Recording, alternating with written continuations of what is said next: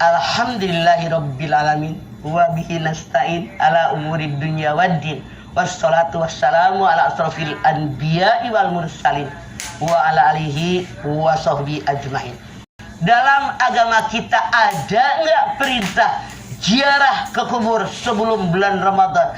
Ada? Tidak ada? Tidak ada. Kenapa? Ziarah kubur mah bukan hanya Ramadan, kapan aja, di mana aja, silakan. Ini hanya budaya. Dulu awal Islam tidak ada yang namanya ziarah. Kenapa? Iman umat Islam saat itu masih lemah. Mereka masih banyak yang percaya dengan tahayul, sehingga dilarang untuk ziarah ke kubur.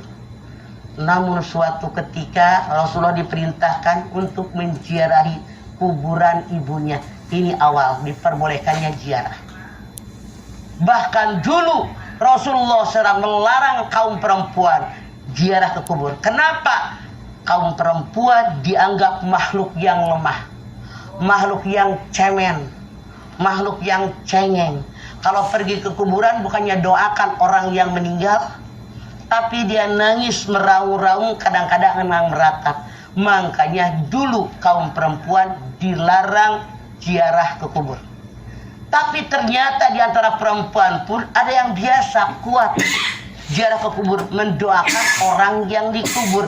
Maka Rasul pun memperbolehkannya kita perempuan ziarah ke kubur kapanpun. Cuman di masyarakat kita ada budaya, kalau mau masuk bulan Ramadan, yang namanya kita orang hidup ziarah ke kuburan orang tua kita boleh, tapi jangan memaksakan kehendak. Contoh, maaf dalam tanda kutip, saya punya jamaah yang orang Jawa. Saking budaya di Jawa itu, kalau anak tidak datang ke kuburan orang tuanya, diomongin orang, punten, sampai dia ngutang-ngutang buat ongkos ke Jawa. Ini salah. Dimanapun kita mendoakan orang yang meninggal, berbeda pulau, berbeda negara, berbeda benua juga sampai, karena semuanya adalah tanah Allah. Nah, tapi kenapa kita ziarah ke kubur? Biar kita melihat, menyaksikan langsung suami kita, ayah kita, ibu kita, nenek kita, kakek kita dikubur. Saya pun akan dikubur seperti mereka. Maka saya berpikir sisa umur yang ada, yang saya tidak tahu sampai kapan, dimanfaatkan di jalan yang Allah ridha. Jadi itu, walaupun kita mau masuk bulan Ramadan, tidak berziarah tidak masalah. Yang penting kita mendoakan mereka. Bahkan dalam tanda kutip, ada orang yang sengaja datang ke kuburan, tapi bukan dia yang doain. Lihat deh di kuburan-kuburan besar. Iya. Bapak-bapak udah pakai sarung, pakai koko, bawa payung, pakai tasbih, punya bawa Quran gede. Itu tiap ada orang masuk ditawarin, yang doa saya ya, yang doa saya. Itu 100-200 ribu. Belum tentu yang dia doakan orang tua kita.